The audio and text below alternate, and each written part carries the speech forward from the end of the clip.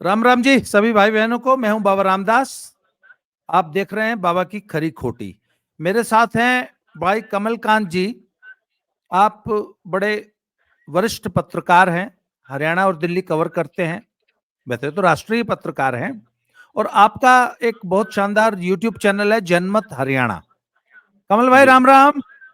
राम राम जी, राम राम। कमल भाई, हरियाणा का चुनाव बड़ा, अब तो गर्मी पकड़ रहा होगा धीरे धीरे। अब तो मात्र 15 दिन शेष रह गए हैं लगभग चुनाव में। क्या रिपोर्ट है सर? गर्मी पकड़ रहा है। नामांकन कल परसों ही वापस हुआ है, तो दो जी तीन दिन ही हुए हैं कि गर्मी आनी शुरू हुई है। जी। और रिपोर्ट ये है साफ साफ कि कांग्रेस को एज बताया जा रहा है, थोड़ा सा। लेकिन थोड़ा सा। उसमें बहुत सारे, हाँ, काफी सारे वेरिएबल्स हैं। वो वेरिएबल ये हैं कि कम से कम 40-45 सीटों पर तिकोना चुनाव है। 90 में से लगभग 45 सीटों पर तिकोना चुनाव है, जहां पर इंडिपेंडेंट या आईएनएलडी का जो कैंडिडेट है वो स्ट्रांग है। तो जो इंडिपेंडेंट जो है वो किसको नुकसान पहुंचाएगा, ये सीट टू सीट डिपेंड करेगा। लेकिन ज्यादा नुकसान जो दिख रहा है वो कांग्रेस का दिख रहा है। तो रिजल्ट किस तरफ आएगा, ये जो है, ये कहना मुश्किल है। उन सीटों पर आप फर्मली नहीं कह सकते। जैसे अम्बाला कैंट की सीट है, अनिल विज वहां खड़े हैं। इस बार उनकी पोजीशन थोड़ी कमजोर बताई जा रही थी। लोकसभा के चुनाव में भी उनकी सीट पर काफी मार्जिन मिलता था, लेकिन इस बार 5-7 हजार ही मिला है। लेकिन उसका एक कारण ये भी हो सकता है कि उस समय वो नाराज चल रहे थे, क्योंकि उनको चीफ मिनिस्टर नहीं बनाया गया, तो नायब सिंह को बनाया गया, तो वो ये दौर था। तो वहां पर एक चित्रा सरवारा है, कांग्रेस की कैंडिडेट थी, उनको टिकट नहीं मिला। और किसी अननोन आदमी को, परमिंदर परी करके हैं, उनको टिकट दिया गया। तो जो लड़ाई है वो ये बताई जा रही है कि वो अनिल विज और सरवारा के बीच में होगी। परमिंदर परी को वोट तो मिलेंगे, कांग्रेस के जो ट्रेडिशनल वोट हैं। अब इस सीट पर किस पक्ष में इस पर जैसे अनिल विज जो है वो ज्यादा स्ट्रांग हो जाते हैं चित्रा सरवारा के आने से। ऐसे बहुत सारी सीटें हैं। तो इन सीटों पर क्या परिणाम निकलते हैं, वो परिणाम जो है वो अल्टीमेटली डिसाइड करेंगे।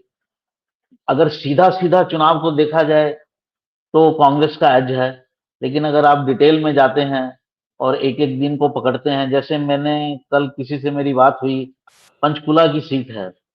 अब पंचकुला की सीट पर जब बीजेपी स्टार्ट हुई थी, वहां ज्ञानचंद गुप्ता हैं जो स्पीकर थे पिछली विधानसभा में, और चंद्रमोहन हैं भजनलाल के बड़े बेटे, उनको कांग्रेस ने टिकट दिया है। अब जब स्टार्ट हुआ था तो ज्ञानचंद काफी पीछे थे, 30% पे थे। लेकिन अब वो धीरे धीरे धीरे धीरे उनकी तरफ वोट जो है वो आकर्षित हो रहा है। लोकसभा के चुनाव में भी इस सीट पर यही हुआ था। शुरू में था कि एंटी इनकम्बेंसी है, एंटी इनकम्बेंसी है। लेकिन अल्टीमेटली ज्ञानचंद गुप्ता जी, मतलब उनकी इस सीट पर, पंचकुला पर, बीजेपी जीत कर निकली थी। तो बहुत आसान नहीं है कहना, पर पहली दृष्टि में कांग्रेस आगे है। बट डिटेल में जाने की जरूरत है। आप डिटेल में जाएंगे तो आ, सब चीजों का जो है वो आंकलन जी तब ठीक से हो पाएगा। सर, एक बार बात जरा कर लेते हैं कांग्रेस में जो गुटबाजी है। पहले बताइए, जी। टिकट वितरण में किसकी चली है और हुड्डा गुट के पास कितनी टिकट हैं, शैलजा गुट को कितनी टिकटें मिली हैं? टिकट वितरण में तो सीधे सीधे हुड्डा की चली है। 90 में से लगभग 80 सीटें जो हैं उनके कहने पर दी गई हैं। एक टिकट मुश्किल से जो कैथल से सुरजेवाला है, रणदीप सुरजेवाला, उनके बेटे को दी गई है। तो एक टिकट उनको दी गई है। और 7 से 10 सीटें जो हैं वो शैलजा जी के कहने पर दी गई हैं। शैलजा जी को स्वयं चुनाव नहीं लड़ाया गया, वो लड़ना चाहती थी। रणदीप भी लड़ना चाहते थे, उन्हें भी नहीं लड़ाया गया है। शैलजा जी का जो सबसे करीबी उनके माने जाते हैं, उनका काम भी देखते हैं, अजय, डॉक्टर अजय चौधरी, वो उसकी उनको इतना विश्वास था कि उनके कहने पर डॉक्टर अजय चौधरी को टिकट मिलेगी, कि वो जब जिस कॉन्स्टिट्युएंसी से वो लड़ना चाहते थे, नारनौंद एक कॉन्स्टिट्युएंसी है हिसार, हिसार लोकसभा में। तो उस पर उन्होंने प्रचार भी शुरू कर दिया था और शैलजा जी वहां एक मीटिंग में जाके उनके नाम की घोषणा भी कराई थी कि अगले उम्मीदवार आपके ये हैं कांग्रेस की तरफ से। लेकिन उनको भी टिकट नहीं मिला। वहां पर भी जो हुड्डा गुट के समर्थक थे, जस्सी पेटवाड़, उनको टिकट दिया गया। तो ये अपने आप में दिखाता है कि शैलजा जी की ज्यादा नहीं चली, 7 से 10 सीटें आप कह सकते हैं कि उनके समर्थकों को मिली। अब वो भी किसी कोई और कारण हो सकते हैं, लेकिन वो लोग पिछला एमएलए हो सकता है, इसलिए उसको देनी थी क्योंकि सब एमएलए को टिकट दी गई। अब वो शैलजा जी का समर्थक है, तो ऐसे हम उनको कह सकते हैं कि शैलजा समर्थक को मिली। लेकिन उसके इतर कारण भी हो सकते हैं शैलजा जी के समर्थक के अलावा। तो मोटे तौर पर जो है वो हुड्डा जी की ही चली है और आला कमान ने हुड्डा जी को ही कमान सौंप दी है। जी। कमान हुड्डा को कमान सौंप दी या आला कमान ने हुड्डा के सामने सरेंडर कर दिया, आप क्या कहेंगे? नहीं, मुझे ये लगता है कि आला कमान को ये तो लगता है कि हुड्डा जो है वो जितवा सकते हैं, क्योंकि हुड्डा को डिस्क्रेडिट करने से कांग्रेस के पास 2 ही वोट हैं। मुख्य रूप से 2 वोट हैं, एक जाट समुदाय का, एक दलितों में चरमकार समुदाय का। मोटे तौर पर थोड़ा सा और भी वोट वाल्मीकि समुदाय का भी जुड़ा है, आजकल सुनते हैं, लेकिन पहले वाल्मीकि समुदाय पूरा बीजेपी को जाता था। तो ये 2 वोट हैं और मुस्लिम हैं और कुछ हद तक सिख हैं। ये कॉम्बिनेशन उनका जो है वो बनता है। अब ज्यादातर सीटों पर जो है जाट समुदाय का प्रभाव है और कांग्रेस ने 23 सीटें जाटों को दी हैं और लगभग 30 सीटों पर उनका प्रभाव है टोटल। तो अगर हुड्डा को वो किसी भी तरीके से पीछे ले जाते हैं या ऐसा इंप्रेशन देते हैं कि हुड्डा को हम के फेवर में नहीं है, चुनाव से पहले अगर ये इंप्रेशन देते हैं, तो फिर जाट समुदाय जो है वो पीछे हट जाएगा और फिर कांग्रेस नहीं जीत सकती। बिना जाट समुदाय के कांग्रेस नहीं जीत सकती। शैलजा जी की अपनी इतनी शक्ति नहीं है कि अपना, वो चरमकार समुदाय से हैं, तो चरमकार समुदाय इतना नहीं है कि अपने बूते पर सीटें निकलवा सके। वो एडिशनल वोट तो है, लेकिन अपने बूते पर नहीं निकलवा सकता एक भी सीट। तो इसलिए हुड्डा को तरजीह देना ये कांग्रेस की मजबूरी भी है, क्योंकि कांग्रेस ये इंप्रेशन नहीं दे सकती कि हम जाटों को जो है वो इग्नोर कर रहे हैं या हुड्डा को इग्नोर कर रहे हैं। जाट कांग्रेस समुदाय कांग्रेस के साथ इसलिए है क्योंकि हुड्डा जी है वहां पर। अगर हुड्डा जी नहीं है तो जाट वहां नहीं है। जाट को कांग्रेस से कोई प्रेम नहीं है, राहुल गांधी से कोई प्रेम नहीं है। जाट को ये प्रेम है कि हाँ, जाट समुदाय का व्यक्ति जो है वो बनना चाहिए मुख्यमंत्री, क्योंकि ये वो मानते हैं हरियाणा जो है वहाँ सबसे डोमिनेंट जो कम्युनिटी है वो है जाट, और उसी का ही आदमी जो है वो सीएम बनना चाहिए। वो नहीं बनता है तो उस पर उनको बहुत रोष होता है। आपको याद होगा 2014 में जब बीजेपी आई थी, तो 2016 में आरक्षण के नाम पर वहां दंगे शुरू कर दिए गए थे और इसी समुदाय ने किए थे, जाट आरक्षण के नाम पर। तो इसी समुदाय का नाम आया था, इवन हुड्डा जी और उनके बेटे का भी नाम उसमें आया था। लोग आरोप लगाते हैं ये कि ये है, अब है या नहीं ऐसा कोई निकल कर कोई चीज तो आई नहीं या कोई एक्शन तो लिया नहीं गया। लेकिन जब हम चर्चा करते हैं तो मैं आप एक व्यक्ति का कमेंट बताता हूँ कि बोला कि मैं वैसे तो आईएनएलडी का समर्थक हूँ, लेकिन जिस तरह से जाट समुदाय को बर्बाद करने की कोशिश की जा रही है, उनको समाप्त करने की कोशिश की जा रही है, तो मुझे तो स्टेट में जाट सीएम चाहिए। तो इसलिए मैं इस बार हुड्डा जी को वोट दूंगा, क्योंकि वही जो है वो बीजेपी को हरा सकते हैं। तो ये पूरे जाट समुदाय की जो भावना है अंदर की, उसको बताता है और यही भावना है, ये सच है। तो इसलिए जाट जी। समुदाय बड़ा अग्रेसिवली जो है वो हुड्डा जी के साथ और कांग्रेस के साथ लगा हुआ है। और वोकल समुदाय है, दबंग समुदाय है, इसलिए उसकी आवाज भी थोड़ी ज्यादा सुनी जाती है, क्योंकि जैसे जितनी बड़ी आवाज उन्होंने लोकसभा में उठाई थी, उस हिसाब से तो उनको 5 से ज्यादा सीटें आनी चाहिए थी, लेकिन वो 5 पर सिमट गए। तो हालांकि उसको वो पिछले चुनाव के पर्सपेक्टिव में लेते हैं कि हम 0 से 5 हो गए, लेकिन माहौल पूरा आपके पक्ष में था, तो आप 5 ही रह गए। तो और विधानसभा की हिसाब से अगर वो सीटें काउंट की जाए तो बीजेपी अभी भी उन पर ज्यादा थी।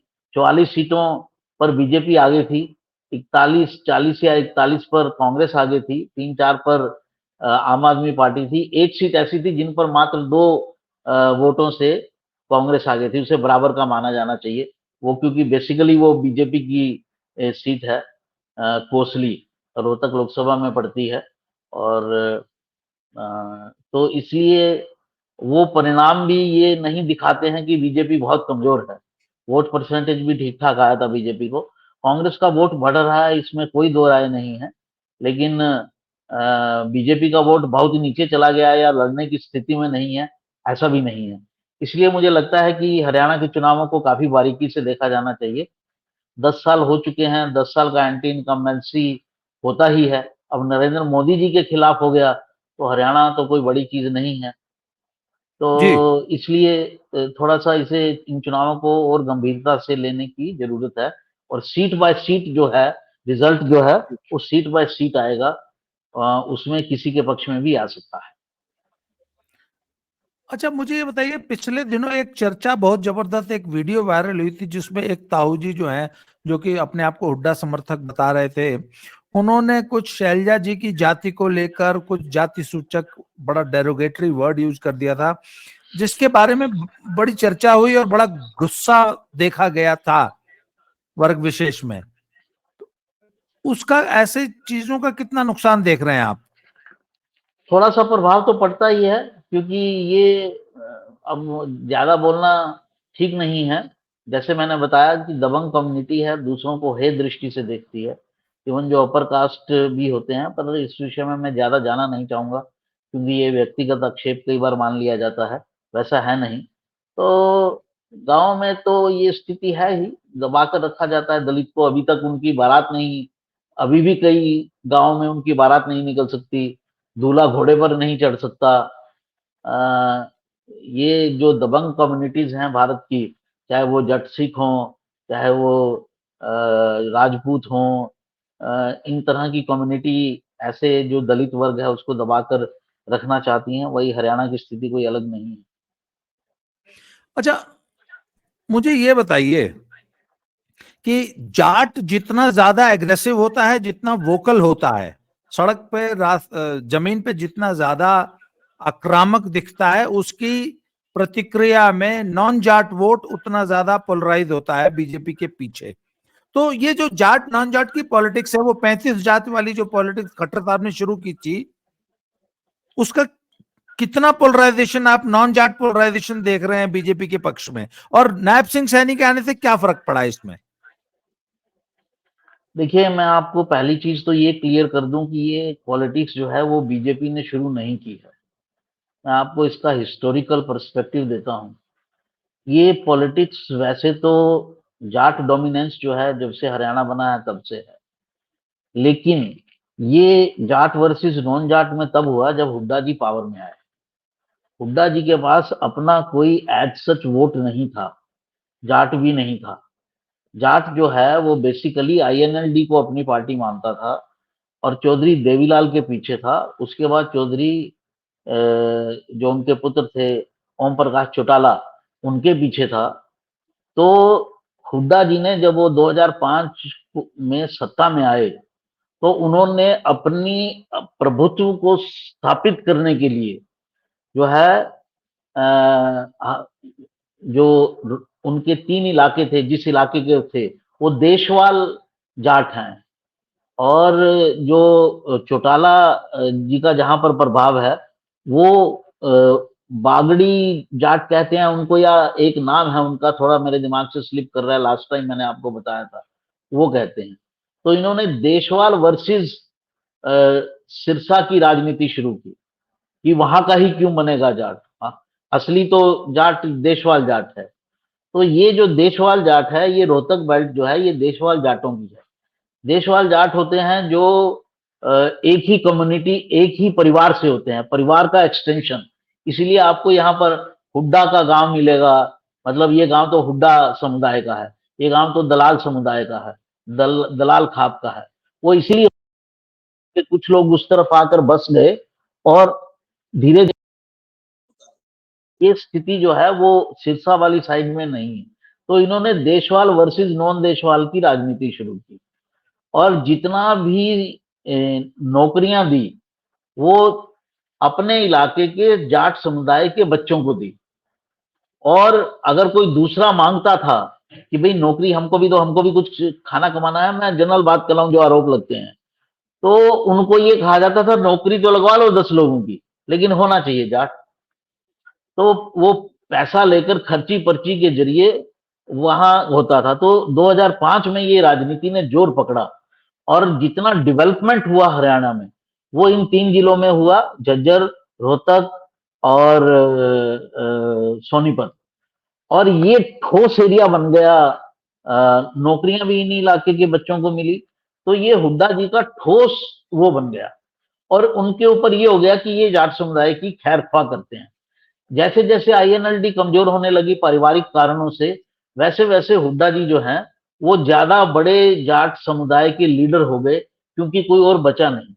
और उनके ऊपर यह है कि वो आएंगे तो जाटों का लाभ करेंगे ही करेंगे, जाट समुदाय के बच्चों को टिकटें देंगे ही देंगे।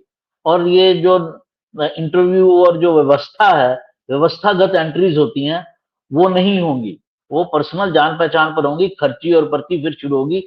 इस बात को बहुत सारे कांग्रेस लीडर पावर में आने से पहले ही कह चुके हैं। एक फरीदाबाद एनआईटी के विधायक हैं नीरज शर्मा, वो कांग्रेस के विधायक भी रह चुके हैं और अभी भी उनको टिकट दिया गया है। जी, नीरज शर्मा, उन्होंने 2 दिन पहले उनका एक बयान वायरल हुआ। उन्होंने क्या कहा, देखो हुड्डा साहब को 2 लाख नौकरी देनी है तो हर विधायक को 2000 नौकरी देने का कोटा मिलेगा, मेरे को भी मिलेगा। तो अगर आप मेरे को 50 वोट दे दोगे, जो आदमी मेरे को 50 वोट दिलवाएगा उसको मैं एक नौकरी दूंगा। यानी अपनी जीत पक्की करनी और अपना अपनी सरकार का जो एजेंडा है उसको भी उन्होंने क्लियर किया। और ये पहले जेपी भी कह चुके हैं, जयप्रकाश जो हिसार से सांसद है और भूपेंद्र हुड्डा के काफी क्लोज हैं, जब उनसे ये सवाल पूछा गया कि खर्ची पर्ची, बोला अपने बच्चों को नौकरी नहीं देंगे तो और किसको देंगे। ये बात शमशेर सिंह गोगा ने भी कही, जो नॉर्थ हरियाणा से एक मिनट रुकिए, मैं उनका नाम आपको बताता हूँ कि उनका पूरा नाम थोड़ा सा स्लिप कर रहा है। शैली रेणु मेवा सिंह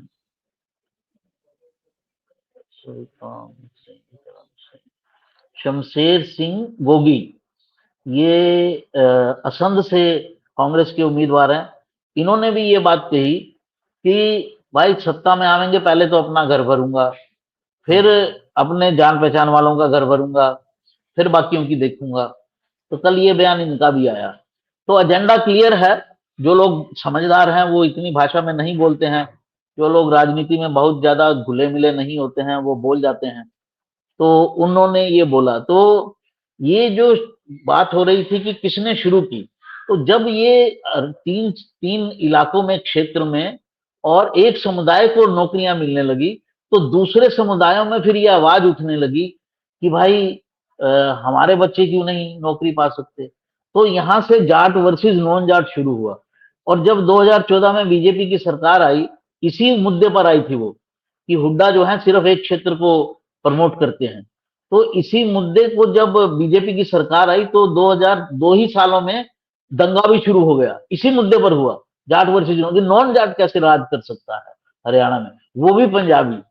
तो ये जो मुद्दा शुरू किया गया है ये बीजेपी द्वारा शुरू नहीं किया गया है। बीजेपी पर तो हम सारे आरोप लगा देते हैं दुनिया भर के, लेकिन ये किया गया शुरुआत जो है इसकी भूपेंद्र हुड्डा जी से है। और इसका जो फिर ये तो ये बन ही गई। फिर राजकुमार एक सैनी निकले, उन्होंने इसको पब्लिकली उठाना शुरू कर दिया और किसी ने नहीं उठाया। ये राजकुमार सैनी तब बीजेपी के एमपी थे, तो उन्होंने इसको पब्लिकली उठाया कि ये कैसे होगा कि आप ही के बच्चों को नौकरी मिलेगी।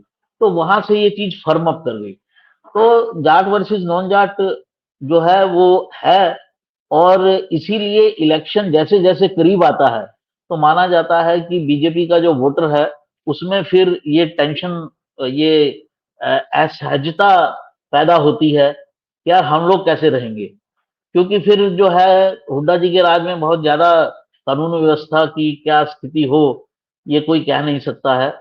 और जब राज होता है तो जैसे यूपी में आपने सुना होगा, एक मोटरसाइकिल वाले को पुलिस ने पकड़ लिया, बिना हेलमेट के था चुनाव से पहले, बोला हमारा राज आने दे अखिलेश का, फिर तेरी तेरी को देखता हूं।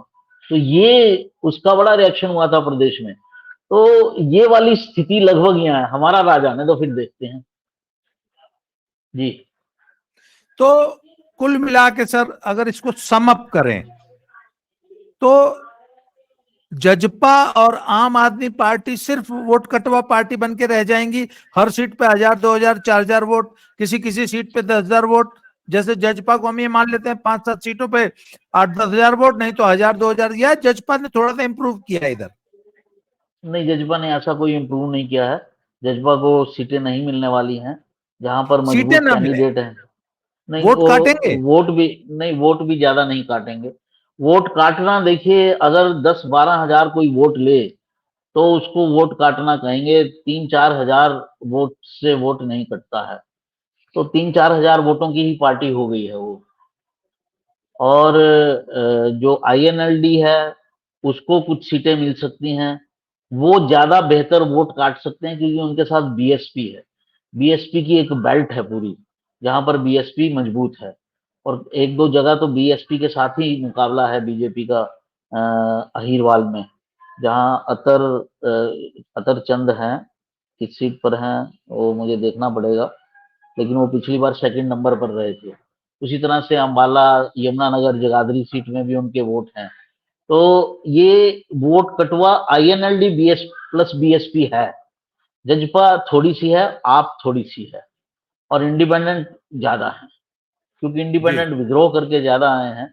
तो उनके पास अपना वोट है, वो प्रदेश में काम करते रहते हैं, जिनको चुनाव लड़ना होता है, जो समझदार होते हैं 5 साल काम करते हैं, जिनको पता होता है टिकट जो है वो हम अपने बूते पर भी कुछ कर सकते हैं। तो ऐसे बहुत सारी सीटें हैं जहां पर जो इंडिपेंडेंट है वो असली खेल बिगाड़ेंगे किसी का, या जीतेंगे या खेल बिगाड़ेंगे। तो सर अभी तो गर्माहट बस शुरू हुई है, जैसे जैसे चुनाव गर्माएगा मैं आपसे दोबारा चर्चा करूंगा। आज आपने जी। समय दिया सर, कमलकांत सर जी, बहुत बहुत धन्यवाद। सर अगले वीडियो में फिर से मिलते हैं, आज के लिए बहुत बहुत धन्यवाद। Thank you very much sir. Thank you ji.